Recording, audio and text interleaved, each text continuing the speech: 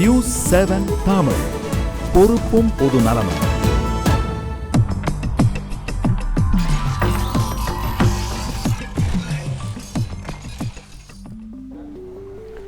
வணக்கம். இது arise TMT கம்பிகள் வழங்கும் கேள்வி நேரம். இந்த நிகழ்ச்சியின் மூலமாக மீண்டும் உங்களை சந்திப்பதில் மிக்க மகிழ்ச்சி. நான் செந்தில். உழவுக்கும் தொழிலுக்கும் வந்தனை செய்வோம், வினே உண்டு களிப்போரை நிந்தனை செய்வோம் என்று பாடிய என்னுடைய முப்பாட்டன் பாரதியின் வரிகளை நினைவு கூர்ந்து உலகம் முழுவதும் இருக்கக்கூடிய உழைப்பாளர் சகோதரர்களுக்கு, தோழர்களுக்கு மே தின நல்வாழ்த்துக்களை கேள்வி நேரத்தின் சார்பாகவும் நியூஸ் 7 தமிழ் தொலைக்காட்சியின் சார்பாகவும் மிக்க மகிழ்ச்சியோடு தெரிவித்துக் கொள்கிறேன். இன்று வெள்ளிக்கிழமை நம்முடைய கேள்வி நேரத்தில் சிறப்பு ஆளுமை ஒருவர், சிறப்பு விருந்தினர் ஒருவர் உங்களின் கேள்விகளுக்கு நேரலையில் பதிலளிக்கும் நிகழ்ச்சி. அந்த வகையிலே இந்த வார இன்றைய சிறப்பு கேள்வி நேர நிகழ்ச்சியினுடைய கதாநாயகன் யார்? திரையில் ஒரு காணொளியின் மூலமாக பார்க்கலாம். சமுதாய ஒருமைப்பாடு, சாதி மதத்தை ஒழித்து தமிழராய் இணைத்தல், தமிழ் மொழிக்கான அடையாளத்தை மீட்டல் போன்ற தமிழரின் உரிமைக்கு குரல் கொடுப்பவர். ஒடுக்கப்பட்ட மக்களின் உரிமைகளுக்காக புதிய தமிழகம் கட்சியை தொடங்கி நடத்தி வருபவர். கருப்பசாமி மற்றும் தாமரை அம்மாள் தம்பதியருக்கு மகனாக 1952 ஆண்டு ஏப்ரல் மாதம் 3ஆம் நாள் உடுமலைப்பேட்டையில் பிறந்தார். பூளவாடி அரசு உயர்நிலைப் பள்ளியில் தனது பள்ளி கல்வியை தொடங்கினார். பள்ளி கல்வியை முடித்ததும் சில எதிர்ப்புகளையும் கடந்து மருத்துவ கல்வியை பயில தொடங்கினார்.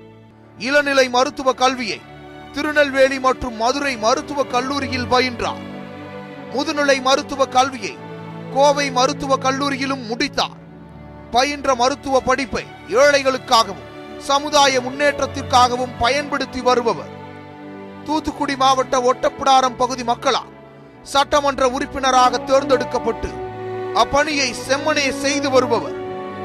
உழைப்பாளர் தினமான இன்று பொதுமக்கள் கேட்கும் அனைத்து கேள்விகளுக்கும் பதிலளிக்க தயாராக இருக்கும் புதிய தமிழகம் கட்சியின் நிறுவனர் சட்டமன்ற உறுப்பினருமாகிய டாக்டர் கிருஷ்ணசாமி அவர்களோடுதான் இன்றைய கேள்வி நேரம். டாக்டர் கிருஷ்ணசாமி சட்டப்பேரவை உறுப்பினர், புதிய தமிழகம் கட்சியினுடைய தலைவர், இன்றைய கேள்வி நேரத்தில் உங்களின் கேள்விகளுக்கு பதிலளிக்க நம்மோடு இணைகிறார். அவரை அன்போடு கேள்வி நேரத்தின் சார்பாக வரவேற்கலாம். ரொம்ப நன்றிங்க. Welcome to the show doctor. Please sit. நிறைய எல்லா சிறப்பு விருந்தினரிடம் கேட்கக்கூடிய கேள்விதான், இருந்தாலும் உங்களிடம் கேட்கிறேன். நிறைய குழு விவாதங்கள், தனிப்பட்ட நேர்காணல்களில் பங்கேற்றிருப்பீர்கள். பல்வேறு பகுதிகளிலிருந்தும் நேயர்கள் நேரலையில் கேள்வி கேட்கிறார்கள். என்ன மாதிரியான கேள்வி வேண்டுமானாலும் வரலாம், எந்தவித சென்சாரும் இல்லாமல் நேரடியாக அப்படியே கொடுக்குறோம். ஸோ முகநூலிலும் சரி, தொலைபேசியின் வாயிலாகவும் சரி, எப்படி உணர்றீங்க? இது ஒரு நல்ல முயற்சி. நியூஸ் 7 தமிழ் சேனலுடைய ஒரு அருமையான முயற்சி. இந்த முயற்சி பொதுவாக ஒவ்வொரு அரசியல் கட்சி தலைவர்களுடைய உள்ளத்தில் என்ன ஒளிந்து கிடக்கிறது என்பதை நேரடியாக வாசகர்கள் தெரிந்து கொள்வதற்கு உண்டான ஒரு நல்ல வாய்ப்பு. இந்த நியூஸ் 7 முயற்சியை நான் புதிய தமிழ் கட்சியின் சார்பாக பாராட்டுகிறேன். நன்றி. நம்ம நிகழ்ச்சிக்குள் பயணிக்கலாம். நெல்லை, மதுரை, திருச்சியிலிருந்து நேர்கள் இணைந்திருக்கிறார்கள். நீங்கள் முதலில் எந்த பகுதிக்கு செல்ல விரும்புகிறீர்கள்? எந்த ஊரினுடைய நேர்களினுடைய கேள்விகளை நீங்கள் எடுத்துக்கொள்ள விரும்புகிறீர்கள்? நீங்களே சொல்லுங்கள். கோவையிலிருந்து. கோவை, உங்களுடைய தாய்மண் கோவை. கோவை நேர்கள் வணக்கம், இணைப்புக்கு வந்துவிட்டீர்கள். கோவையில் இருந்து விரைவாக உங்களுடைய பெயர், கேள்வி. என் பேர் நவுஃபுல், கோவை மாவட்டத்திலேருந்து பேசுகிறேன். தங்கநகை தொழில் செய்கிறேன். டாக்டர் கிருஷ்ணசாமி வீட்டுக்கு மிக அருகாமையிலே குடியிருக்கிறேன். ஒரு 10-20 வருஷமாக மனித உரிமை சம்பந்தமான விஷயங்கள்லாம் கலந்த ஒரு ஆர்வத்தோடு இருக்கிறேன்.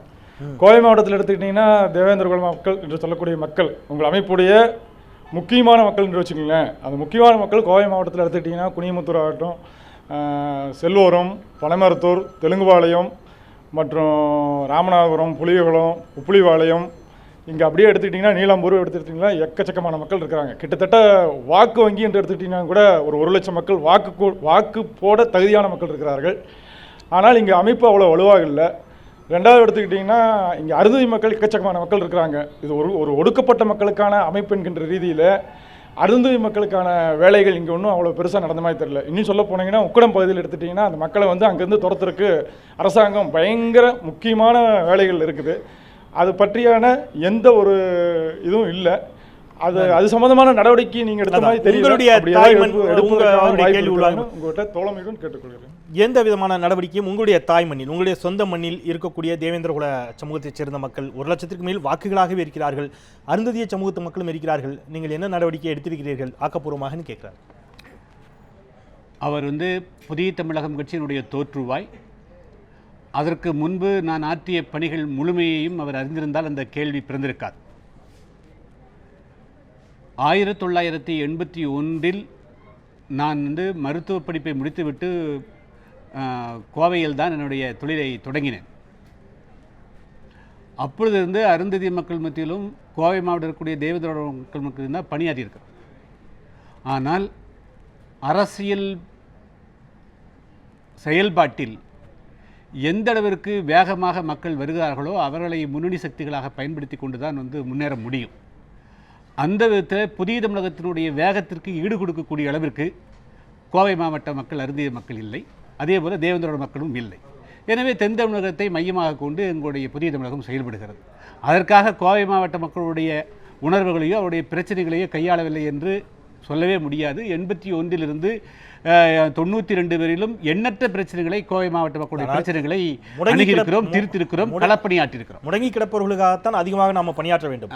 வேகமாக உங்களோடு ஓடி வரக்கூடிய திறன் கொண்டவர்களை விட முடங்கி கிடப்பவர்களுக்கும் சற்றே பலவீனப்பட்டவர்களுக்கும் தானே இன்னும் நீங்கள் அதிகமாக குரல் கொடுக்க வேண்டும். அந்த அடிப்படையில் தென் மாவட்டத்தில் உங்களோடு விரைந்து வேகமாக ஓடி வருகிறார்கள் என்று சொன்னால் இங்கே அதற்கு கூட தயாராக இல்லாத மக்களுக்காகத்தானே நீங்கள் அதிகமாக குரல் கொடுக்கணும். இல்லை, அருந்ததிய மக்களுக்காகத்தான் வந்து என்னுடைய பணியை முதல் 1981 82 நீங்கள் பார்த்தீங்க அப்படின்னா நான் முதல்ல MBBS முடிச்சுட்டு உடனே பூளவாடியில் தான் என்னுடைய மருத்துவ பணியை துவங்கினேன்.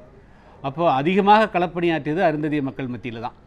அதற்கு பிறகு கோவை வந்து நான் என்னுடைய தொழிலை தொடங்கின போது என்னுடைய மேல் படிப்புக்கு வந்த பொழுது தேவேந்திர மக்கள் மத்தியில் பணியாற்றியிருக்கிறேன். அங்கே வந்து எங்களுடைய பணியினுடைய காரணமாக அந்த பகுதி மக்கள் பெரிய அளவிற்கு வந்து உணர்வு பெற்றிருக்கார்கள், ஒற்றுமை பெற்றிருக்கார்கள், முன்னேறி இருக்கிறார்கள். ஆனால் தென் தமிழகத்தில் மையம் கொள்ள வேண்டிய அவசியம் என்ன வந்ததுன்னா இதை விட அங்கே கொடுமைகளும் அடக்குமுறைகளும் ஒடுக்குமுறைகளும் அதிகமாக இருந்தது. அதனால் வந்து எங்களுடைய மையம் வந்து அங்கே போச்சு. அதுக்காக இந்த மக்களை புறக்கணித்ததாக கருத இயலாது. நான் இது தொடர்பாக இன்னும் சில கேள்விகள் இருக்கின்றன, நான் பின்னர் கேட்கிறேன். நேயர்களுக்கு முதல்ல வழிவிடலாம். மதுரை நேயர்கள் இணைப்புக்கு வந்திருக்கிறீங்க. மதுரையிலிருந்து விரைவாக உங்களுடைய நெல்லையிலிருந்து விரைவாக உங்களுடைய பெயர் கேள்வி.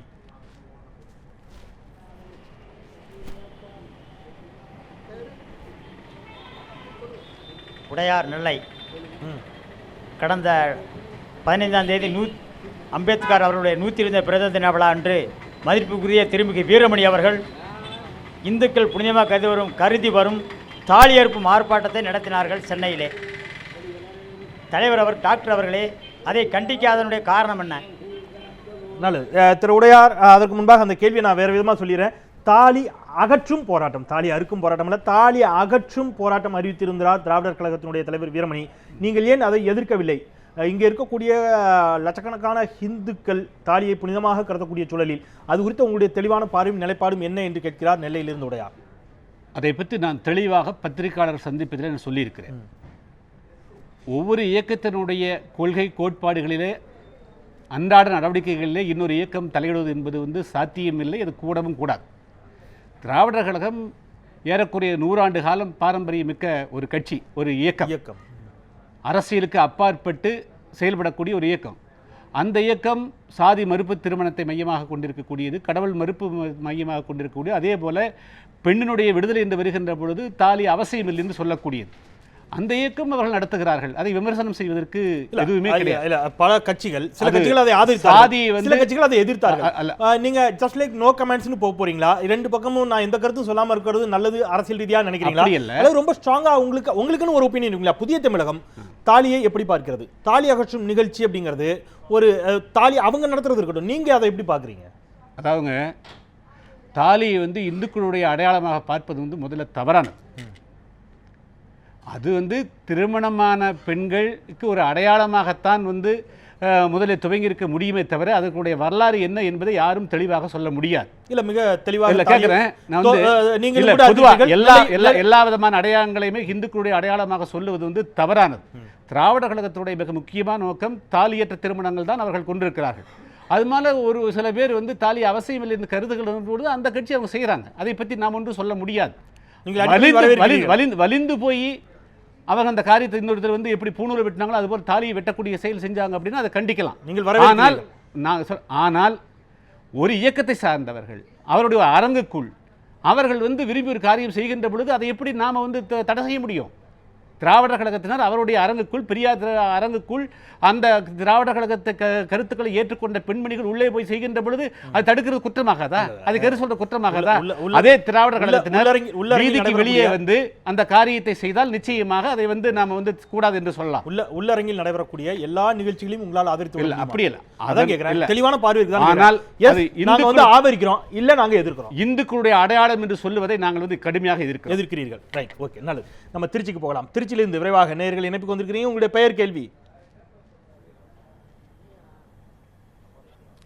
ஐயா வணக்கம். என் பேர் பிரேமானந்த். நான் திருச்சியிலேருந்து பேசுகிறேங்க ஐயா. இப்போ வந்து அந்த தொடக்க கல்வியிலேருந்து தொழில்நுட்ப கல்வி வரைக்கும் இந்த தாழ்த்தப்பட்ட மாணவனுக்கும் இந்த பட்டியலின மாணவர்களுக்கெல்லாம் வந்து இலவச கல்வி இருக்குதுன்னு சொல்லிட்டு சொல்கிறாங்க ஐயா. இப்போ நேற்று கூட புதிய உங்கள் கட்சியின் சார்பாக வந்து திருச்சியில் கூட ஆர்ப்பாட்டம்லாம் பண்ணாங்கய்யா. அப்புறம் கூட நீங்கள் கூட டெல்லியில் வந்து கல்வி அமைச்சரை பார்த்தா சொல்லிட்டு பேப்பரில் படித்தீங்கய்யா. அது அந்த கல்வி வந்து இது வரைக்கும் நான் எங்கள் கல்லூரியிலையும் சரி, மற்ற எங்கள் கூட இருக்க இந்த திருச்சி மாவட்டத்தில் இருக்கிற கல்லூரியிலையும் சரி, அது மாதிரி எதுவுமே வந்து இல்லைன்றாங்க. நாங்கள் போய் கேட்டோம் அப்படின்னா வந்து இல்லை நீங்கள் வந்து அரசுக்கிட்ட போய் கேளுங்கன்றாங்க. அரசுக்கிட்ட வந்து நாங்கள் இந்த மாதிரி ஜிஓ அந்த 92 ஆணையெல்லாம் கொண்டு போய் காமிச்சோங்கய்யா. ஆனால் அந்த அரசு அதிகாரி என்ன சொல்கிறாங்க அப்படின்னா வந்து நாங்கள் ஜிஓ பாஸ் பண்ணி அதை வந்து கல்லூரி நிர்வாகம் என்ன சொல்கிறாங்க, அது குறித்த தெளிவான பார்வை உங்களுக்கு தேவைப்படுகிறது. அதுதான் சொல்லுங்க. நல்லது, உங்களுக்கு கேள்வி உள்வாங்கிக் கொள்ளப்பட்டது. சொல்லுங்க. ஓகே, அதாவதுங்க உயர்கல்வி பயிலக்கூடிய, அதாவது அரசனுடைய உதவி பெறக்கூடிய கல்லூரிகள், சுயநிதி கல்லூரிகளில் உயர்கல்வி பெறக்கூடிய தாழ்த்தப்பட்ட மற்றும் பழங்குடி மாணவர்களுடைய அனைத்து விதமான கல்வி கட்டணங்களையும் மத்திய அரசே ஏற்பதாக கொள்கை அளவில் ஏற்கனவே அறிவித்துவிட்டு அனைத்து மாநிலங்களும் நடைமுறையில் இருக்கிறது. 2012-13 தான் தமிழகத்தில் அது முதல் முறையாக அமலுக்கு வருகிறது. முதலில் 125 கோடி ஒதுக்கினார்கள். அந்த விதியின்படி என்ன நடைமுறை என்று சொன்னால், தமிழகத்திலே ஏறக்குறைய 450க்கு மேற்பட்ட சுயநிதி பொறியியல் கல்லூரி இருக்கின்றன. அதே போல் மருத்துவக் கல்லூரி இருக்கிறது. இந்த கல்லூரிகளில் இடம் கிடைத்து பயிலக்கூடிய தாழ்த்தப்பட்ட, அதாவது பட்டியலின மாணவர்களுடைய அனைத்து விதமான கல்வி கட்டணங்களையும் முதலில் மாநில அரசு செலுத்திவிட வேண்டும். மாநில அரசு செலுத்திவிட்டு மத்திய அரசிடம் இருந்து பெற்றுக்கொள்ள வேண்டும். இதுதான் வந்து நடைமுறை. ஆனால் மாநில அரசு இதை முறையாக செய்வது இல்லை. என்ன செய்யணும்னா, அனைத்து சுயநிதி பொறியியல் கல்லூரிகள் அல்லது வந்து மருத்துவக் கல்லூரிகளுடைய தாளாளர்களை அழைத்து கல்வி கட்டணத்தை மாநிலத்தில் யாரும் வசூலிக்கக்கூடாது என்று கட்டாயப்படுத்த வேண்டும். அவர்களுக்கு அந்த உத்தரவை சொல்ல வேண்டும். ஆனால் அதை வந்து அவங்க சொல்கிறதில்ல. அதனால் என்ன செய்கிறாங்க அப்படின்னா, கல்லூரிகள் மாநிலத்தில் முதல்ல வசூல் பண்ணிடுறாங்க. அதுக்கும் பிறகு மாவட்ட ஆதரவாளத்திலிருந்து பணம் போகிற போது அதையும் மறைச்சிடுறாங்க. எனவே இதில் வந்து பல முறைகேடுகள் மாநில நடக்குது. இதைத்தான் வந்து நான் டெல்லி சென்ற பொழுது கடந்த 22ஆம் தேதி அன்று டெல்லியில் இருக்கக்கூடிய, அதாவது சமூக நீதித்துறை அமைச்சர் மாநில அளவில் பார்க்கக்கூடிய மினிஸ்டர் ஆஃப் ஸ்டேட் பார்த்து இந்த மாதிரி தமிழ்நாட்டில் நடக்குதுன்னு சொன்னோன்னே, தமிழ்நாட்டுக்கு அனுப்ப வேண்டிய அந்த மீதி பணத்தை கூட 945 கோடி ரூபாயை 3 தவணைகளில் அனுப்புவதற்கு வந்து அவர் ஒத்துக்கொண்டிருக்கிறார். எனவே மாநில அரசு இதில் வந்து சரியான அக்கறை காட்ட வேண்டும். நல்லது, நாம இன்னும் கூட பேசலாம். சமூக வலைத்தளங்களிலும் ஏராளமான கேள்விகள் நிரம்பி கிடக்கின்றன. நேயர்களும் கேள்விகளோடு காத்திருக்கிறார்கள். நீங்களும் கூட காத்திருங்கள். ஒரு சிறிய இடைவேளைக்கு பிறகு நேயர்களின் கேள்விகளோடு தொடரலாம். மருத்துவர் கிருஷ்ணசாமி அவர்கள் நேயர்களின் கேள்விகளுக்கு பதிலளிக்க காத்திருக்கிறார். நீங்களும் கூட காத்திருங்கள். தொலைபேசி மூலமாகவும் தொடர்பு கொள்ளுங்கள். நிச்சயமாக உங்கள் கேள்விகளுக்கு விடை தேடலாம் ஒரு சிறிய இடைவேளைக்கு பிறகு.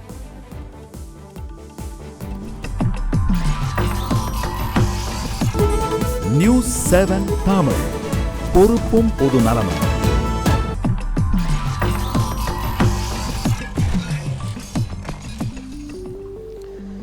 சிறிய விளம்பர இடைவெளிக்கு பிறகு மீண்டும் RSTMT கம்பிகள் வழங்கும் கேள்வி நேரம் நிகழ்ச்சிக்கு உங்களை மிகுந்த அன்போடு வரவேற்கின்றேன். இன்று வெள்ளிக்கிழமை சிறப்பு விருந்தினர் டாக்டர் கிருஷ்ணசாமி அவர்கள் உங்களின் கேள்விகளுக்கு நேரலையில் பதிலளித்துக் கொண்டிருக்கின்றார். தொலைபேசியின் வாயிலாகவும் நீங்களும் கூட தொடர்பு கொள்ளலாம். ஏற்கனவே நேரலையில் நம்மோடு கோவை, நெல்லை, திருச்சியிலிருந்து நேயர்கள் இணைந்திருக்கிறார்கள். கோவை நேயர்களுக்கு செல்லலாம். கோவை நேயர்கள் வணக்கம், இணைப்புக்கு வந்துட்டீங்க. விரைவாக உங்களுடைய பெயர், கேள்வி.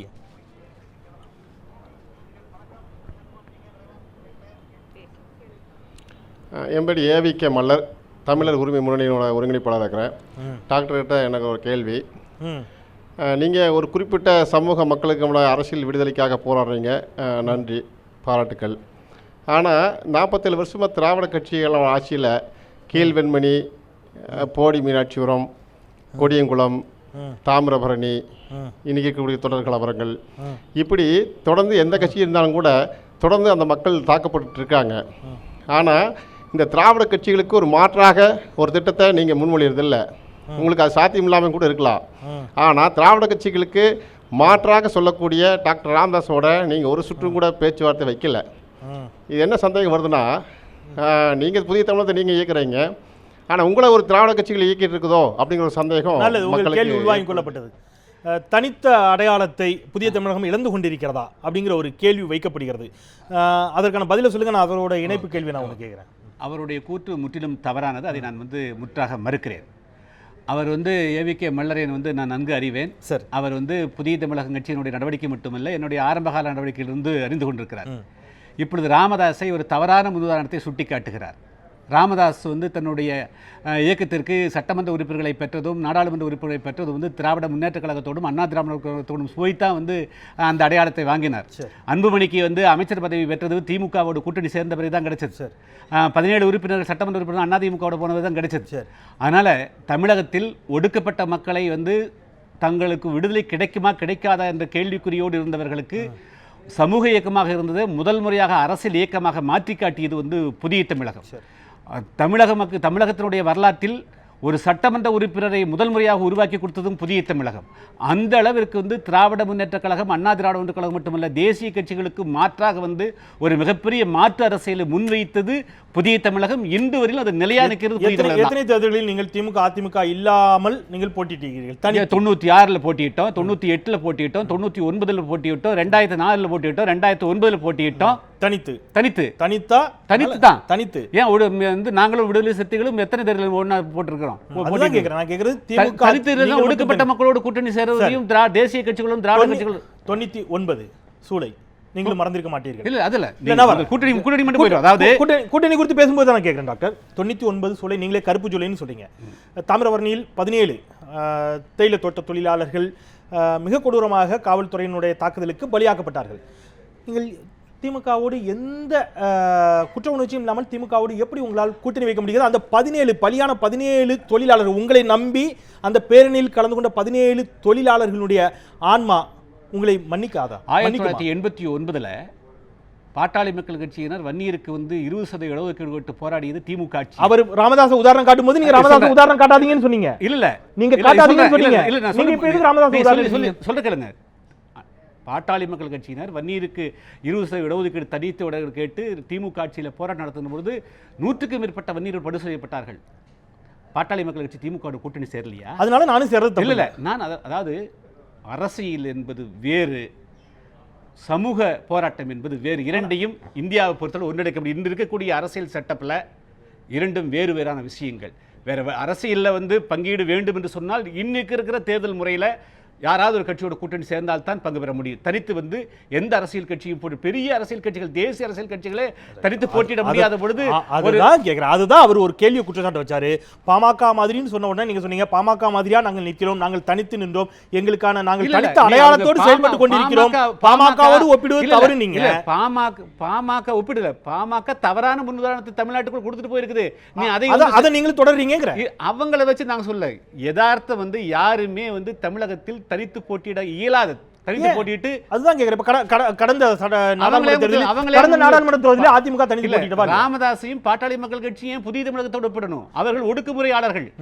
அங்க இருக்கிற ஆதிராவிடர் மக்களை கொண்டு குவிக்கக்கூடியவர்கள், இது சாதி மறுப்பு திருமணம் செய்து கொள்ளக்கூடியவர்கள். திமுக ஏங்க அந்த கட்சியின் என்னைக்கு தாமிரபரணி அது ஒடுக்குமுறையா இல்லையா? திமுகவோ அண்ணா திமுகவோ வேணா மௌனம் சாதித்திருக்கலாம். ஆனால் சாதி மறுப்பு திருமணத்துக்கு ஊரூரா போய் திமுக அண்ணா திமுக பிரச்சாரம் பண்ணிக்கிறாங்களா? குரு மகாபலிபுரத்தில் கூட்டம் போட்டு என்ன பேசினாரு? நம்ம ஜாதி பண்ண கூட்டிட்டு போற கையை விட்டு காலை விட்டு தலை விட்டுன்னு பேசினாரு. திமுக பேசிக்கிறாங்களா? அண்ணா திமுக பேசிக்கிறான். வேணா அண்ணா திமுக திமுக ஆட்சியில் கடுமையான நடவடிக்கை எடுக்காமல் இருக்கலாம். ஆனால் குற்றம் செய்து ஜாதிக்கு அப்பட்டமாக தமிழகத்திலே வக்காலத்து வாங்கியதும் தமிழகத்தில் இருக்கிற அனைத்து ஜாதி எம்பிக்களை தூண்டிவிட்டு இன்னைக்கு 105க்கு மேற்பட்ட கௌரவ குலங்களை நிறுத்தி குற்றவாளி ராமதாஸ் அவருக்கு பரிந்து பேசுறாருன்னா இவரை விட கைக்கூலி யாரும் இருக்க முடியாது. நீங்க அவரையும் அவர் குற்றவாளி தான். அந்த கேள்வி கேட்டது குற்றவாளி தான். அது இல்ல எனக்கு புரியல. அவர் வந்து திராவிட கட்சியோட கைக்கூலியாக இருக்கிறீர்களோ உங்களை தூண்டிவிட அந்த கேள்வி கேட்கின்ற பொழுது மனச்சாட்சி இல்லாம தான் கேட்க முடியுது. அதுதான் நான் கேட்கிறேன். அவர் இளவரசன் திவ்யாவினுடைய இளவரசனுடைய மரணத்திற்கு காரணம் ராமதாஸா இல்லையா? அப்படி 17 தேயிலை தோட்ட தொழிலாளர்களுடைய மரணத்திற்கு காரணம் யார்? அது வந்து ஒரு அரசு செய்தது. ஆனால் இவர் அப்படி இல்ல. பாட்டாளி மக்கள் கட்சி ஆட்களை திரட்டி கொண்டு போய் அடிச்சாங்க. இரண்டு எப்படி ஒன்றிடம் செய்வீங்க? இளவரசனை பாமக அடித்ததா? 20க்கும் மேற்பட்ட கிராம மக்களை திரட்டி ஆதிராவிட மக்களுடைய கிராமம் சூறையாடப்பட்டது. அங்க வந்து காவல்துறை நடந்தது. கொடியங்குளத்தில் காவல்துறை அதிமுக ஆட்சி, மாஞ்சோலையில பிரச்சனையில் வந்து காவல்துறை நடத்துது. காவல்துறை செய்வதை நாம வந்து பொருட்படுத்திக் கொள்ள வேண்டாம். அப்படி அது வேறு டாபிக். இங்கே வந்து பாட்டாளி மக்கள் தலைமை வகித்து மகாபலிபுரத்தில் கூட்டத்தை போட்டு தம்முடைய சாதி பெண்கள் 2000க்கும் மேற்பட்ட சாதி பெண்களை ஆதிராவிட இளைஞர்கள் கூட்டிட்டு போயிட்டான். போட்டு கண்ணாடி போட்டு கூலி கிளாஸ் போட்டு நான் சொல்லி முடிக்கிறேன். வட மாவட்டங்களில் விடுதலை சிறுத்தைகளுக்கும் பாமகவிற்கும் மிகப்பெரிய முரண்பாடுகள் ஏற்பட்ட பிறகு ப்ளீஸ் லிசன் டு அஸ். பல பேர் முக்கியமான क्वेश्चन பண்றீங்க. allow me to answer for this question. தமிழகத்தில் எந்த ஒரு அரசியல் கட்சியோ சமூக இயக்கமோ சாதி மறுப்பு திருமணங்களுக்கு எதிராக ஒரு பிட் நோட்டீஸ் போட்டது கிடையாது. திமுகவோ அதிமுகவோ அவருடைய ஆட்சியில் அவர்கள் கண்டுகொள்ளவில்லை என்று குற்றச்சாட்டு என்பது வேறு. ஆனால் பாட்டாளி மக்கள் கட்சி மகாபலிபுரத்தில் கூட்டம் போட்டு ராமதாசனுடைய முன்னிலையில் சட்டமன்ற உறுப்பினர் அந்த குரு நம்முடைய பெண்களை திருமணம் செய்யக்கூடிய ஆதிராவிட பெண்களை பறையர் பெண்களை வெட்டுங்கள் குத்துங்கள் என்று பேசினாரா இல்லையா? அதை எப்படி ஆதரிக்க முடியும்? அதுதான் கேட்கிறேன். அந்த பாமகவோடு விடுதலை சிறுத்தைகளும் ஒரு காலத்தில் கூட்டணி வைத்திருந்தார்கள் தானே? நீங்கள் சொன்ன கூட்டணி ரெண்டு இணைக்க கூடாது. அரசியல் வேறு, சமுதாயக்கு வேறு. இல்ல எனக்கு ஒரு விஷயம் புரியல. நான் கேட்கிறது திமுக காவல்துறையை கொண்டு செய்தார்கள். அதை நீங்கள் இதோடு அப்படி சொல்ல. That is a different topic. Right, அதான் விட்டுறேன். நீங்க நான் திமுக விட்டுறேன். பாமக அவர்கள் நேரடியாக பேசினார்கள்ங்கிறீங்க. இதற்கு முன்பும் பாமக பல இடங்களில் தலித்துகளுக்கு எதிராக செயல்பட்டதாக தொடர்ச்சியாக நீங்கள் குற்றச்சாட்டுகளை வைக்கிறீர்கள். அந்த குற்றச்சாட்டுகள் வைக்கப்பட்ட அதே காலகட்டத்தில் தான் விடுதலை சிறுத்தைகள் பாமகவோடு கூட்டணி வைத்தது. அதை பற்றி நீங்கள் என்ன நினைக்கிறீர்கள் தான் நான் கேட்கிறேன். அதை பற்றி உங்களுடைய பார்வை. அதாவது நேருக்கு நேர் எதிரியாக அருவாள் எடுத்துட்டு வந்து மோதக்கூடியவர்கள் கூட அரசியல் தேர்தல் என்று வருகின்ற பொழுது கைகோத்து போக வேண்டிய சூழ்நிலை தான் இன்று இருக்கக்கூடிய தேர்தல் முறைகள். ஆனால் அதே அந்த தேர்தல் முடிஞ்சுனா அடுத்த நாள் 2 பேரும் சண்டை போட்டுக்கொள்ளக்கூடிய சூழ்நிலை தான் இந்தியாவுடைய அரசியலாக இருக்குது. ஏன்னா இது வந்து இந்த சிஸ்டம் எப்படி இதே ப்ரொபோர்ஷனல் பிரச்சனை விகிதாச்சார தேர்தல் முறை இருந்தால் புதிய தமிழக கட்சி திமுகவோடு கூட்டணி போகாது, அதிமுக கூட்டணி போகாது, வேறு எந்த கட்சியோட கூட்டணிக்கு அலையாது. அல்லது விடுதலை சிறுத்தைகளும் அப்படித்தான். தமிழ்நாட்டில் யாரும் அப்படி போக மாட்டாங்க. இந்த தேர்தல் முறையின் காரணமாகத்தான் நீங்க அதை தான் முதல்ல சொல்லிக்கலாமே. ஏன் அதுக்கு எப்படி சொல்ல முடியும்? ஓகே, நம்ம நெல்லைக்கு போலாம். நெல்லை நேயர்கள் விரைவாக இணைப்புக்கு வந்துட்டீங்க. விரைவாக உங்களுடைய பெயர், கேள்வி.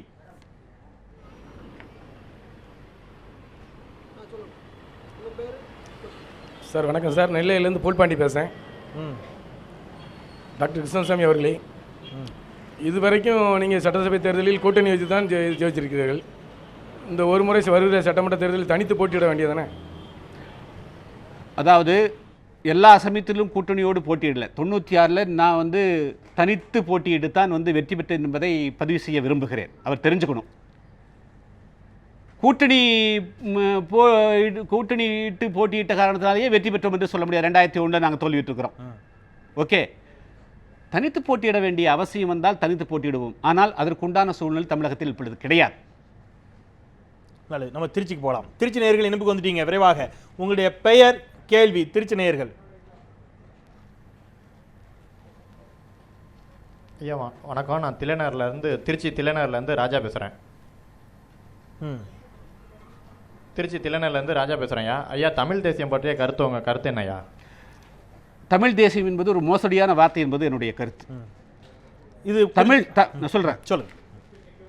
முதல்ல தேசியம் வந்து இந்தியாவில் பேச முடியாது. ஏன்னா இங்கே மொழி பேசக்கூடிய பல சாதி மக்கள் இருக்கிறார்கள். சாதிகளுக்குடைய இருக்கக்கூடிய பிரச்சனைகள் தீர்வு காணாமல் தேசியம் பேச முடியாது. சாத்தியம் இல்லாத விஷயம். நல்லது. நீங்களும் கூட லெனின் வரையறுத்த உலகளவில் தேசிய இனங்களுக்கான அடையாளப்படுத்தப்பட்ட ஒரு தேசிய இனம் என்றால் என்ன, அதற்கான அடையாளங்கள் புவியியல் ரீதியிலான அவர்களுக்கான நிலப்பரப்பு, அவர்களுக்கான மொழி, இதையெல்லாம் அடிப்படையாக வைத்து தேசிய இனங்கள் வரையறுக்கப்பட்டிருக்கக்கூடிய நிலையில் இந்த பரப்பில் இவர்கள் தமிழ் தேசிய இன மக்கள் அப்படிங்கிறத கூட ஏற்றுக்க மாட்டேன். அப்படி இல்லை. சாதி தான் ஒவ்வொருத்தரும் தன்னை தேவராகவும் நாடாராகவும் பிள்ளையாகவும் முதலியாராகவும் வன்னியராகவும் கொங்கு வேளாளராகவும் தேவேந்திர வேளாளராகவும் ஆதிராவிடராகவும் அருந்தியரும் தான் தங்களை அடையாளப்படுத்திக் கொள்ள விரும்புகிறார்கள். ஒருத்தரும் கூட தமிழ் இனமாக சாதியை மறந்து அடையாளப்படுத்திக் கொள்ள தயாராக கிடையாது. ஆனால் தமிழ் தேசியம் என்பது சாத்தியமே இல்லாத விஷயம். நல்லது. மக்கள் அவ்வாறு தங்களை அடையாளப்படுத்திக் கொள்ள விரும்புகிறார்களா, அல்லது அரசியல் தலைவர்கள் அவர்களை அவ்வாறு அடையாளப்படுத்தி அதன் மூலமாக அரசியல் ஆதாயம் தேட நினைக்கிறார்களா? இது போன்ற கேள்விகளும் கூட காத்திருக்கின்றன. பேசலாம் ஒரு சிறிய இடைவேளைக்கு பிறகு.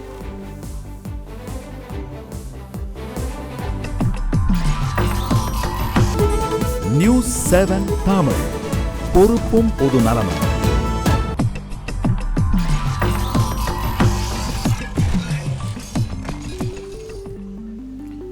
சிறிய விளம்பர இடைவெளிக்கு பிறகு மீண்டும் டிஎம்டி கம்பிகள் வழங்கும் கேள்வி நேரம் நிகழ்ச்சிக்கு உங்களை மிகுந்த அன்போடு வரவேற்கின்றேன். இன்று வெள்ளிக்கிழமை சிறப்பு விருந்தினராக உங்கள் கேள்விகளுக்கு பதிலளிக்க நம்மோடு இணைந்திருக்கிறார் டாக்டர் கிருஷ்ணசுவாமி, சட்டப்பேரவை உறுப்பினர், புதிய தமிழகம் கட்சியினுடைய தலைவர்.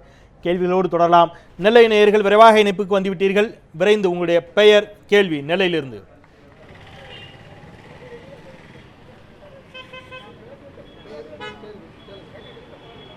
வணக்கம். அப்பாத்துறை, நெல்லையிலிருந்து. இன்னைக்கு தொழிலாளர் தினம், உலகம் பூரா தொழிலாளர் தினம் கொண்டாடப்பட்டு வருகிறது. ஆனால் இந்தியாவில் பார்த்துக்கிட்டிங்கன்னா கார்ப்பரேட் ஆதிக்கத்தில் எல்லாருமே கூலி தொழிலாளர்களாக மாற்றப்பட்டு வராங்க. அதுக்கு உங்களோட பதிலை சொல்லுங்க. யார் இந்த கார்ப்பரேட் மயமாக்கப்பட்ட உலகமாக அவர் சொல்கிறார். உழைப்பாளர் தினத்தை முன்னிட்டு நான் மே 1 மே தினம் குறித்த புதிய தமிழகம் கட்சியினுடைய வாழ்த்து செய்தியிலே தெளிவாக சொல்லியிருக்கிறேன். மே தினத்தை மட்டும் கொண்டாடிவிட்டு இந்தியாவில் கூடிய தொழிலாளர்களுடைய உரிமைகளை பறிக்கக்கூடிய வகையில், அவர்களை அடிமைப்படுத்தக்கூடிய வகையில் 4-5 கார்ப்பரேட் 10 கார்ப்பரேட் நிறுவனங்களுக்கு மட்டுமே உதவக்கூடிய வகையில் இந்திய அரசினுடைய செயல்பாடுகள் இருந்து கொண்டிருக்கிறது. விவசாயியுடைய நிலங்கள் பறிக்கப்படுகின்றன. தினமும் ஒரு தொழிற்சட்டங்கள் தொழிலாளர்களுடைய, ஏழை எளிய மக்களுடைய நலன்கள் பறிக்கப்படுகிறது. எனவே வெறுமனே ஒரு தொழிலாளர் தினம் மட்டும் கொண்டாடப்படுகிறது. ஆனால் அதற்கு முழு எதிராக நேர்மாறாக இந்திய அரசு நடவடிக்கைகள் இருக்கிறது என்பதை நான் கண்டித்திருக்கிறேன். கோவை செல்லலாம். கோவை நேயர்கள் விரைவாக இணைப்புக்கு வந்துட்டீங்க. உங்களுடைய பெயர், கேள்வி.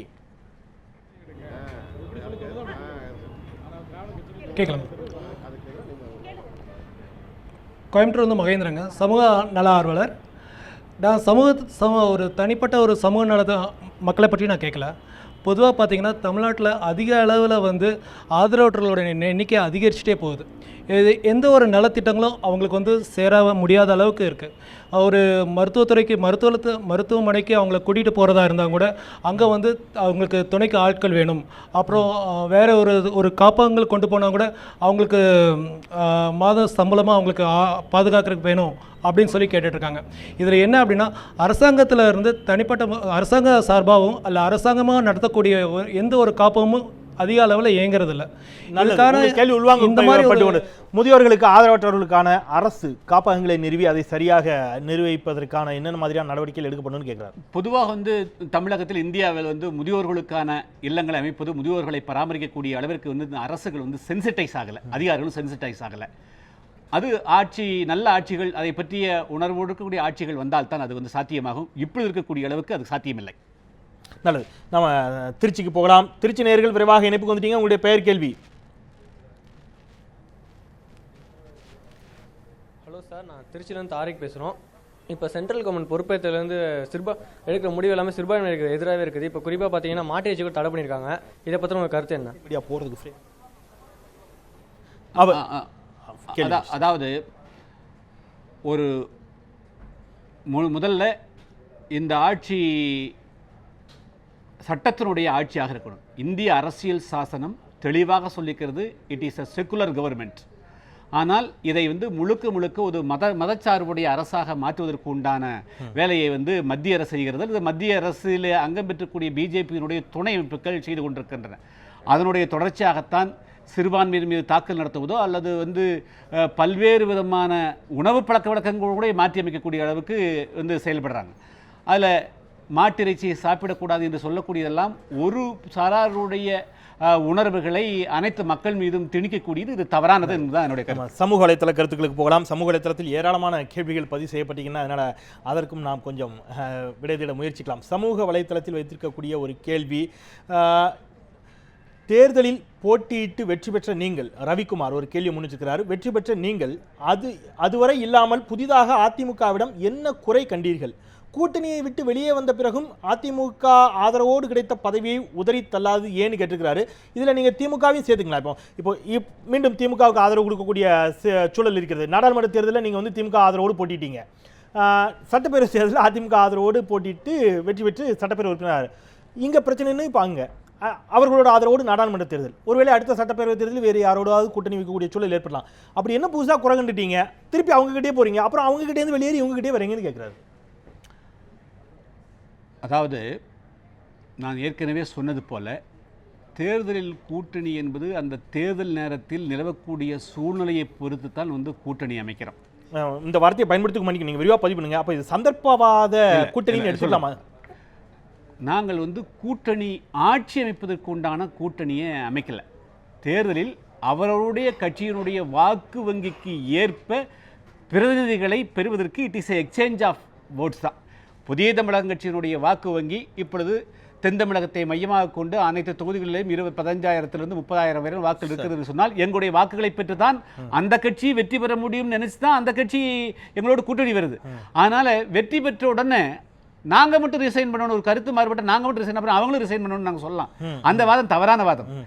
ரெண்டு பேருக்கும் எக்ஸ்சேஞ்ச், ஒரு பொருளை வந்து எக்ஸ்சேஞ்ச் பண்றதுனால வாக்கு வங்கி எக்ஸ்சேஞ்ச் பண்ணிக்கிறோம். அவருடைய எல்லா கொள்கைகளையும் ஏற்றுக்கொள்வதற்காக கூட்டணி போடுறதில்லை. எந்த கட்சியோடு கூட்டணி சேர்ந்தால் வெற்றி வாய்ப்புகள் அந்த நேரத்தில் இருக்கிறதோ, குறைந்தபட்சம் கொள்கை, அதாவது வந்து கட்சியினுடைய திட்டங்களோடு ஒத்து போகிறதோ அது கூட்டணி அமைக்கிறோம்.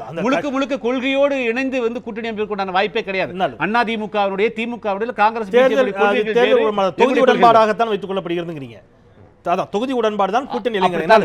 அங்க இன்னொரு கேள்வி கூட முன்வைக்கப்பட்டு, அந்த தொகுதி உடன்பாட்டிலும் கூட கிறிஸ்டினன் ஏழுமலை ஒரு கேள்வி வச்சிருக்கிறாரு. நாடாளுமன்ற தேர்தலின் போது நீங்கள் சட்டமன்ற உறுப்பினராக இருந்த போதும் உங்கள் கட்சியை சேர்ந்த வேறொருவருக்கு இடமளிக்காமல் தாங்களே நின்றது ஏன்? வேறு யாருக்கும் உங்க கட்சியில தகுதியே இல்லையா, அல்லது வேறு யாரும் வளர்ந்து விடக்கூடாது அப்படிங்கிற கேள்வி வச்சுட்டு, அதே மாதிரி கார்த்திக் தமிழன் அதோடு இணைந்து ஒரு கேள்வி வச்சிருக்கிறாரு. வணக்கம் ஐயா, எந்த தேர்தலாக இருந்தாலும் சரி நீங்கள் மட்டுமே போட்டியிடுகிறீர்களே ஏன்? உங்கள் கட்சியில் வேறு யாருக்கும் வாய்ப்பு தர மனம் இல்லையா, அல்லது யாரும் வாய்ப்பை ஏற்க தகுதி இல்லையான்னு கேட்டுக்கிறாரு. அது வந்து தவறாது. 2001ஆம் ஆண்டு சட்டமன்ற தேர்தலில் திமுகவோடு கூட்டணி வைத்த பொழுது 10 சட்டமன்ற தொகுதிகளை பெற்று 10 பேரை நிறுத்தினோம். 2011 2 இடம் கிடைத்தது, 2 பேர்த்து இன்னொருத்தர் நிறுத்தணும். சரி, சூழ்நிலைகள் எப்படியோ வந்து ஒரு நாடாளுமன்ற தொகுதி தான் கிடைக்கும் அப்படிங்கிற போது ஒன்றில் மட்டும் நிற்கிற பொழுது அங்கே குரல் வலுவாக இருக்கணும், பயிற்சி இருக்கணும். அந்த அடிப்படையில் நான் நிற்கிறேன். அதில் வந்து இன்னொருத்தர் வாய்ப்பு கூட 10 தொகுதி எங்களுக்கு கிடைக்கிற போது 10 பேர் நிற்பாங்க, அல்லது 15 தொகுதி நாடாளுமன்ற தொகுதி கிடைக்கிற போது 15 பேர் நிற்பாங்க. இப்போ வரக்கூடிய சட்டமன்ற தேர்தலில் நாங்கள் வந்து எங்களுக்கு அதிகமாக சட்டமன்ற தொகுதிகள் கிடைக்கிற போது எல்லா தொகுதியும் நான் நினைக்க போறேன், எல்லாத்தையும் அந்த எல்லாத்தையும் வாய்ப்பு கொடுக்கும். நல்லது. மற்றும் ஒரு சமூக வலைத்தள கருத்து, பே வரதராசு, சண்டியர் படத்திற்கு எதிராக போராடி படப்பெயரை மாற்றினீர்கள், வாழ்த்துக்கள். அதே பெயரை கொண்டு வேறு படம் வெளியானது, ஏன் போராடவில்லை அப்படிங்கிறாரு. அப்போ பெரிய நடிகர் படம்ங்கிறதுனால மட்டுமே கமலை எதிர்த்து போராடினீர்களா, அல்லது வேறு யாரும் அந்த படத்தை எதிர்த்து போராட வேண்டும் என்று தூண்டினார்களா உங்களை?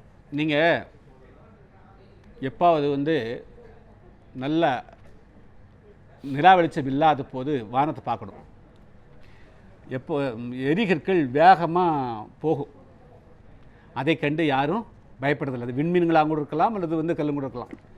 ஆனால் அதே சமயத்தில் ஒரு விண்கல் வந்து பூமியை நோக்கி வருது, வேகமாக வருது அப்படின்னா எல்லாருமே அச்சப்படுவோம். ஏன்னா அது ஒரு பாதிப்பை உண்டாக்கும் அப்படிங்கிறார். கமலஹாசன் என்று சொல்லக்கூடியவர் என்ற அவர் தமிழகத்து மட்டுமில்லை, இந்தியா முழுவதுக்கும் உலக அளவுக்கு தெரிந்த ஒரு நடிகர்.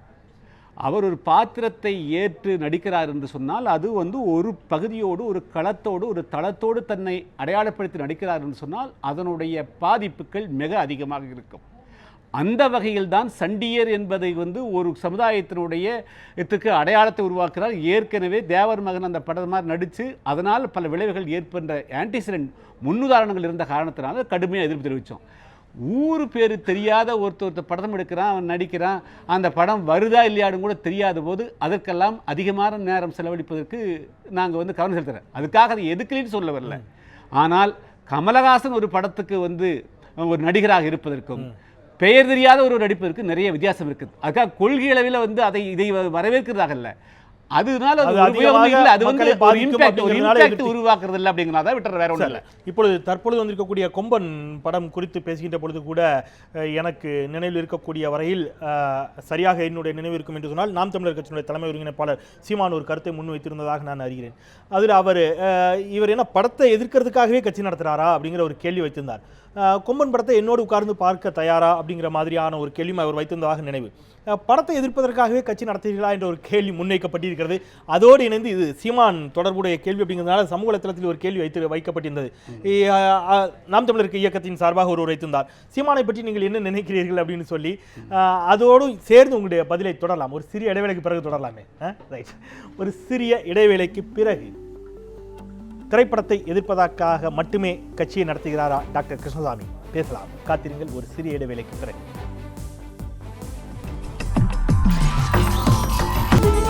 நியூஸ் 7 தமிழ், பொறுப்பும் பொது நலனும்.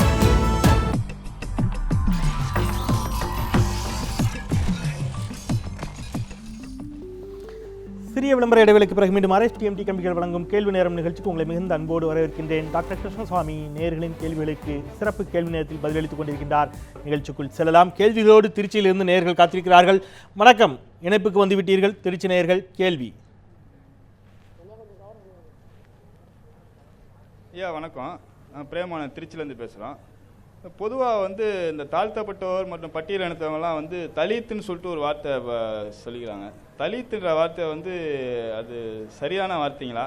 அது சொல்லாடது கரெக்டா? அதை பற்றி அதோடு இணைத்து இந்த கேள்வியும் சொல்லுங்கள். அமித்ஷா அவர்கள் தேவேந்திரகுல சமூகத்தை பற்றி குறிப்பிட்டிருந்தார். தேவேந்திரகுல சமூகம் என்பவர்கள் தென் மாவட்டங்களில் வாழக்கூடிய ஒரு சமூகம் என்று அவர் குறிப்பிட்டிருந்ததற்கும் அவர் ஏன் மற்ற சமூகங்களை குறிப்பிடவில்லை என்ற வாதங்கள் தான் வந்தது. ஏன் தலித் என்ற வார்த்தையை பயன்படுத்த வேண்டும் என்று இன்றைக்கு தலித் சமூகத்தைச் சேர்ந்த பல இளைஞர்களே அதற்கு எதிராக சமூக வலைத்தளங்களில் எழுதி வருகிறார். பல்லர் வரை என்று சாதியை குறிப்பிட வேண்டியதானே அப்படின்னு கேட்குறாங்க. அதிலும் குறிப்பாக தேவேந்திரகுல வேளாளர்கள் என்று சொல்வதை கூட சிலர் எதிர்க்கிறார்கள். உங்களுடைய பார்வை? தலித் என்ற வார்த்தை எந்த சாதியும் தனிப்பட்ட முறையில் சுட்டி காட்டுவது அல்ல. அது ஒரு தொகுப்பை குறிப்பிடுவதுதானே தவிர தேவேந்திர வேளாளர்களையோ ஆதிராளர்களையோ அருந்ததிகளையோ குறிப்பிட்டு சொல்லக்கூடியதல்ல. ஆக்சுவலாக தலித் என்பதற்கு மீனிங் என்ன? மார்ஜினலைஸ், அதாவது விளிம்பு நிலைக்கு தள்ளப்பட்டவர்கள், ஒடுக்கப்பட்டவர்கள், அந்த பொருள்தான். தலித்துங்கிற வார்த்தை ஆப்பிரிக்காவில் கருப்பின மக்கள் பயன்படுத்தின வார்த்தை. அதனால் அதை அவர்கள் வந்து வெள்ளையர்களால் ஒடுக்கப்பட்டவர்கள் தலித்து, சாதி ஒடுக்குமுறைக்கு ஆளானவர்களை பொதுவாக வந்து தலித்து இந்தியா முழுவதும் அது வந்து தேவேந்திர வேளாளர்களை தலித் என்று அழைப்பதாகவோ ஆதிராளர்களை தலித் என்று அழைப்பதாகவோ அல்ல. பொதுவாக அந்த வார்த்தையினால் எந்த விதமான அவமானம் கிடையாது. தொலைபேசியின் வாயிலாக ஒரு நேர் இணைப்பில் காத்திருக்கிறார். அவருடைய கேள்விகளுக்கு செல்லலாம். வணக்கம், இணைப்புக்கு வந்துட்டீங்க. விரைவாக உங்களுடைய பெயர், கேள்வி. இணைப்பு துண்டிக்கப்பட்டு விட்டது. நம்ம சமூக வலைத்தளத்துக்கு போகலாம். சமூக வலைத்தளத்தில் ஒரு கேள்வி. சுபா தேவநாதன் ஒரு கேள்வி முன்னிட்டிருக்கிறாங்க. தமிழ்நாட்டில் உள்ள பிற தலித் இயக்கங்களோடு நீங்கள் எந்தெந்த விஷயங்களில், கொள்கைகளில் ஒருமித்த கருத்தோடு செயல்படுகிறீர்கள், எந்தெந்த விஷயங்களில் கருத்துக்களில் வேற்றுமைப்படுகிறீர்கள் அப்படின்னு கேட்குறாங்க. நாங்கள் எந்த விஷயத்திலையும் அவங்களோட ஒற்றுமையாக இல்லை, வேற்றுமையாக இல்லை. நாங்களாக இருக்கிறோம், அவங்களா இருக்கிறாங்க. சரி, அருந்ததிய சமூகத்திற்கான உள் இட ஒதுக்கீட்டை திருமாவளவன் ஆதரிக்கிறார், நீங்கள் கடுமையாக எதிர்க்கிறீர்கள். இன்னும் சமூகத்தில் உங்களை விட கூட பின்னால் இருக்கக்கூடிய சமூகம் தானே, அவர்களுக்கான இடஒதுக்கீட்டை எதிர்ப்பது எந்த விதத்தில் உங்களுடைய நியாயம் அப்படிங்கிற ஒரு பார்வை வைக்கப்படுது. அது உங்களுடைய மதிப்பீடு வந்து அவங்க பின்னாடிக்கிறாங்கன்னு. எங்களுடைய மதிப்பீடு என்பது, எங்களுடைய கணக்கு என்பது, யதார்த்தம் என்பது வேறு வேறான விஷயம். நான் சொன்னது இந்திய அரசியல் சாசன விதிமுறைகளுக்கு மாறானது. அண்ணல் அம்பேத்கர் அவர்கள் தமிழகத்தில் 76 சாதிகளையும் இந்தியா முழுவதுக்கும் ஏறக்குறைய 2000க்கும் மேற்பட்ட சாதிகளையும் ஒருங்கிணைத்து ஷெட்யூல்டு காஸ்ட் பட்டியலினம் என்று வகைப்படுத்தி அவர்களுக்குத்தான் 18% இடஒதுக்கீடு சொல்லிக்கிறார். தனிப்பட்ட முறையில் எந்த சாதிக்கும் சொல்ல. இதுதான் இந்திய அரசியல் சாசனத்தினுடைய ஆன்மா. இதை மாற்ற வேண்டும் என்று சொன்னால், சாதி ரீதியாக இடஒதுக்கீடு கொடுக்க வேண்டும் என்று சொன்னால் இந்திய நாடாளுமன்றத்தில் சட்டம் கொண்டு வந்தவர் தான் மாற்ற முடியும். சட்டத்துக்கு புறம்பாக இங்கு தமிழகத்தில் அது போன்ற ஒரு இடஒதுக்கீடு கொடுக்கப்பட்டிருக்கிறது என்பதைத்தான் நான் சட்ட ரீதியாக இருக்கிறேன். எப்படி வந்து இப்போ நோக்கம் என்ன, நீங்க நான் இன்னொருத்தர் பற்றி கருத்து சொல்ல, நான் என்னுடைய கட்சியினுடைய நிலைப்பாடு, எங்கள் நிலைப்பாடு சொல்கிறேன். இப்போது பவானி சிங்குக்கு பவர் என்ன, பவானி சிங் நீக்கக்கூடிய அதிகாரம் யாருக்கு உண்டு என்பது சுப்ரீம் கோர்ட் என்னாச்சு? கர்நாடக அரசு தான் வந்து அந்த வழக்கு சம்பந்தம் நீக்கணும்னு சட்டம். அதே போல தான் உள்ளிருக்கு தாழ்த்தப்பட்டவர்கள் வந்து வகைப்படுத்துவதற்கோ சாதிரியை கொடுப்பதற்கோ நமக்கு மாநில அரசுக்கு அதிகாரம் நீங்க ஆனால் சட்ட ரீதியாக சொல்லக்கூடிய வாதத்தை ஒரு விதத்தில் ஏற்றுக்கொள்ளலாம் என்று வைத்துக்கொண்டாலும் கூட நீங்க சமூக ரீதியிலும் கூட அவ்வாறு இல்லை நிதர்சனம் சட்டத்துக்கு புறம்பார்ந்த சமூக ரீதியாக சட்டத்துக்கு புறம்பார்ந்த சமூக அடிப்படையில் அருந்ததிய சமூகத்து அது வேறு. அப்படி என்று சொன்னால் தேவேந்திரகுல சமூகத்து மக்களை விட அருந்ததிய சமூகத்தினுடைய மக்களுடைய சமூக நிலை இல்லை உயர்வாக இருக்குது நீங்க நினைக்கிறீங்க? அப்படின்னு எங்க உங்களுக்கு என்ன ஆதாரம் இருக்குது? எதுக்கு எந்த அடிப்படையில் நீங்க சொல்றீங்க அவர்கள் இன்னும் கீழாக இருக்கிறார்கள்? யாரு கீழுக்குறாங்க உங்களுக்கு என்ன தெரியும்? சமூக அடிப்படையில் அவர்கள் இல்லை நீங்க சொல்றீங்களா? தெரியும் உங்களுக்கு வந்து தென் மாவட்டம் தேவேந்திரகுல வடக்கு மாவட்டம் ஆதிராவிடன் கணக்கெடுங்க. யார் அதிகமா பட்டினி கிடக்குறாங்க, யாருடைய மனித மலத்தை மனிதர்கள் அல்லக்கூடிய ஒரு சூழலில் ஒரு பணியில் இருக்கக்கூடியவர்கள். சோஷியோ பொலிட்டிக்கல் எக்கனாமிக்கல் சர்வே வச்சிருக்கீங்களா? கையில வச்சிருக்கீங்களா? எஸ், நான் ஒரு விஷயம் கேக்குறேன். நீங்கள் சார்ந்திருக்கக்கூடிய தேவேந்திரகுல வேளாளர் சமூகத்தை சேர்ந்தவர்கள் நான் வந்து யாரோடும் சார்ந்திருக்கல. இல்ல நீங்கள் பணியாற்றக்கூடிய ஒடுக்கப்பட்ட மக்களுக்கு அடக்கப்பட்ட மக்கள் எந்த பகுதியில் நான் கேக்குறேன். தேவேந்திரகுல சமூகத்து மக்கள் சொந்த நிலங்களில் விவசாயம் செய்யக்கூடிய மக்கள் இருக்கிறார்களா இல்லையா? அப்படி எத்தனை அருந்ததிய சமூகத்து மக்களாய் உங்களால் அடையாளம் காண முடியும்? நீங்க அதுக்குள்ள போக கூடாது. அதாவது உள்ளிடக்கீடு வந்து சட்டத்துக்கு புறம்பானது. கேட்டீங்க நீங்க உங்க ஆதாரம் ஒண்ணா வருவோம். அதாவது உள்ளிடக்கீடு சம்பந்தமானது உங்களுடைய கேள்வி. உள்ளிடக்கீடு சட்டத்துக்கு புறம்பாக செய்யப்பட்டிருக்கு. நீங்க நான் அதுக்குள்ளே போல நீங்க கேட்டது சமூக அடிப்படையில் அருந்ததிய சமூகத்து மக்கள் அவ்வாறு இருக்கிறார்களா இல்ல. எந்த சர்வே பண்ணிக்கிறீங்க? தமிழ்நாடு அரசு சென்ட்ரல் கவர்மெண்ட் சர்வே பண்ணலையே. இல்ல அதுதான் நான் திருப்பி கேட்டேன். தமிழ்நாடு சர்வே பண்ணல. நீ சர்வே பண்ணி கொடுங்க. இல்ல you have not surveyed. கழிவறைகளை சுத்தம் செய்கின்ற போது அது வேறங்க. இங்க பாருங்க, அதெல்லாம் சமூகத்தில் அவ்வளவான தொழிலான அதை விட கொடுமையான செயல்கள் எல்லாம் தென் தமிழகத்திலே வந்து எவ்வளவோ வந்து பாதிக்கப்பட்ட மக்களுக்காக வடக்கு தமிழத்தில் இருக்கிறாங்க. நீங்க உங்களுக்கு தெரிஞ்சதை மட்டும் பேசக்கூடாது. தமிழகத்தில் இருக்கக்கூடிய தாழ்த்தப்பட்ட மக்களுடைய அரசியல் சூழல்கள், பொருளாதாரம், சமூக சூழ்நிலை குறித்து தமிழ்நாடு அரசோ மத்திய அரசோ கலாய்வு செய்து அறிக்கை கொடுத்திருக்கிறதா? நான் ரொம்ப அதை அடிப்படையாக வைத்து பேசுகிறீர்களா? ரொம்ப தெளிவா கேக்குறேன். வட மாவட்டங்களில் இருக்கக்கூடிய சமூகத்தை யார் சொன்னாங்க வெறும் மலமல்றதும் இது வந்து வெறும் அருந்தீர் மட்டும் செய்யறாங்க? ஆறுங்க கூட சொன்னாங்க. இந்தியா முழுவதும் அருந்ததியர் செய்றாங்களா? எத்தனை தமிழகத்தில் தமிழகத்தில் அருந்ததிய சமூகத்தை தவிர நீங்க தமிழகத்திற்கான கட்சி நடத்துறீங்க. தமிழகத்தில் அருந்ததிய சமூகத்தை தவிர உங்களுடைய ஆர்குமெண்ட் சென்னையில இருக்கிறாங்க. நீங்க சொல்லுங்க, நான் தெரிஞ்சுக்கிறேன். நான் கேக்குறேன், தமிழகத்தில் அருந்ததிய சமூகத்தை தவிர மலம் அள்ளுகின்ற பொழுது அல்லது கழிப்பறைகளை சுத்தம் செய்கின்ற பொழுது விஷவாயு தாக்கி இறந்தவர்கள் எத்தனை பேர்? அருந்ததியர்களை தவிர வேறு எத்தனை பேர்? நிறைய பேர் இருக்கிறாங்க. இல்ல நிறைய பேர் இருக்கிறாங்க. ரைட், உங்களுடைய குற்றம் அதுவாக இருக்கிறது. ரொம்ப ஸ்ட்ராங்கா ஒரு விஷயத்தில் நிக்கிறீங்க. தட் மீன்ஸ் சமூக அடிப்படையில் அருந்ததிய சமூகத்தை சேர்ந்தவர்களை விடவும் கூட நாங்கள் பின்னாடி தான் இருக்கிறோம்ங்கிறீங்க நீங்க. ரைட், அதாவது நீங்க பிளைண்டா ஆர்கியூ பண்ணக்கூடாது. You have to be more concrete. எந்த விதமான ஸ்டாட்டிஸ்டிக்கல் இல்லாம பேசக்கூடாது. இல்ல கைப்புண்ணுக்கு கண்ணாடி எதற்குங்கிற மாதிரி தான் இருக்குது. நீங்க தவறா சொல்ல. அதாவது தென் தமிழகத்தில் கூடிய தேவேந்திரனுடைய வாழ்நிலையும் வடக்கு தமிழக ஆதிராடர் வாழ்நிலையும் எந்த விதத்திலேயும் அருந்தருடைய வாழ்நிலையை காட்டிலும் உயர்வானதாக இல்லைங்கிறீங்க. ஆமா, ரைட், ஓகே, நல்லது. நம்ம திருச்சிக்கு போகலாம். திருச்சியில் விரைவாக உங்களுடைய பெயர் கேள்வி. திருச்சி நேயர்கள். ஐயா வணக்கம்யா. புதிய தமிழகம், விடுதலை சிறுத்தைகள் கட்சி, ஜான் பாண்டியன் இவங்களாம் ஒன்று சேர்ந்து கூட்டணி வரப்போகிற எலெக்ஷனில் கூட்டணி அனுப்பிச்சிங்க அப்படின்னா தலித் மக்களோட பலம் நல்லது. அதுக்கு சாத்தியமே இல்லைங்க. சாத்தியமே இல்லை. ஏன் உங்களோடு முற்றிலும் முரண்படுகிற திமுக அதிமுகவோடு உங்களால் கூட்டணி இணைய முடிகிறது? தலித் சமூகத்திற்காக இணைய வேலை பணியாற்றக்கூடிய தலைவர்கள் தான் அவர்களும். நீங்கள் புதிய தமிழகம் இருக்கேன். அப்போ அவங்க தலித் சமூகத்துக்காக இல்லையா? தலித் சமூகத்துக்கு புதிய தமிழகம் ஒட்டுமொத்தமான ரெப்ரசன்டேஷன். ஒட்டுமொத்தமான பிரசன்டேஷன். நீங்க அவங்க அதை பற்றி தெரியாது. இல்லை அப்படி இல்லை அப்படின்னாலே அவங்க இல்லைன்னு தானே அர்த்தம். அதை பற்றி நீங்கள் தான் சொல்லணும். புதிய தமிழகம் இஸ் தி ஃபர்ஸ்ட்.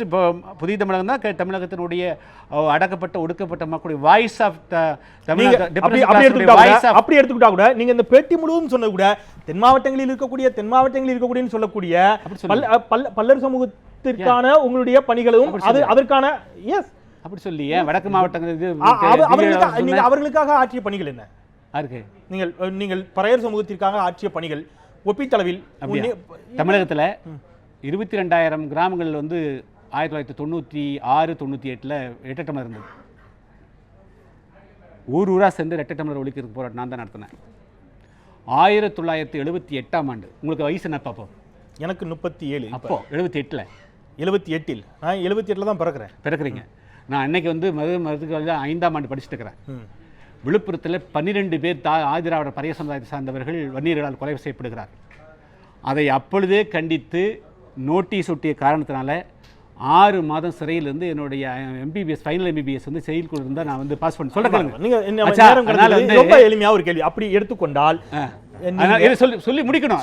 அதனால நான் என்னுடைய இளமை காலம் தொட்டு தேவேந்திரோட மக்களுக்கும் ஆதிரோட மக்களுக்கும் அருந்ததிய மக்களுக்கும் தொடர்ந்து போராடி வடக்கு மாவட்ட மக்களுக்கு நான் முதல்ல செயலுக்கு போனதே வந்து ஆதிராவிட மக்களுக்காக, வடக்கு மாவட்ட மக்களுக்காகத்தான் சிறைக்கு போயிருக்கிறேன்னு சொல்றேன். இல்ல, நான் என்னுடைய கேள்வி முடிச்சிடறேன். ஒடுக்கப்பட்ட சமூகத்து மக்களுக்கு நீங்கள் எதையுமே செய்யவில்லை என்றோ, உங்களுடைய போராட்டங்களையோ ஒடுக்கப்பட்ட சமூகத்துக்கான உங்களுடைய உரிமை குரல்களையோ குறைத்து மதிப்பிடுவதல்ல எங்களுடைய நோக்கம். அது இயலாத காரியம். என்னுடைய கேள்வி, எஸ் நான் மட்டும்தான் அப்படின்னு சொல்லக்கூடிய துணை என்பது அவர்களும் செய்திருக்கிறார்களே, அதை ஏன் ஏற்றுக்கொள்ள மறுக்கிறீர்கள் நான் கேட்கிறேன். புதிய தமிழகம் இஸ் தி ஸ்ட்ராங்கஸ்ட் வாய்ஸ். இதுதான் வந்து வலுவான குரல், காம்ப்ரமைஸ், எந்த விதத்திலும் சமரசம் கொள்ளாத தெளிவான சட்டமன்றத்தில் ஒரு சட்டமன்ற உறுப்பினராக இருந்ததும் சரி, 2 சட்டமன்ற உறுப்பினராகவும் சரி வந்து வலுவான வாய்ஸ் நான் தான் கொடுக்குறேன். 96 2090 சட்டமன்ற இருந்த பொழுது நாம நிறைவு செய்யலாம். நன்றி. இது ஒற்றை புள்ளியில் முடியக்கூடிய விவாதம் அல்ல, நேரம் அனுமதிக்க மறுக்கிறது. தொடரலாம். இந்த நிகழ்ச்சியில் சிறப்பான கேள்விகளை கேட்கும் நேயர்களுக்கு ஒரு புத்தகம் பரிசாக அளிக்கப்படுகிறது. சீதை பதிப்பகத்தின் சார்பில், சாரதா பதிப்பக குழுமத்தின் சார்பில் நீங்கள் இந்த நிகழ்ச்சியில் சிறப்பான கேள்வியாக நீங்கள் உணரக்கூடிய கேள்வி இது.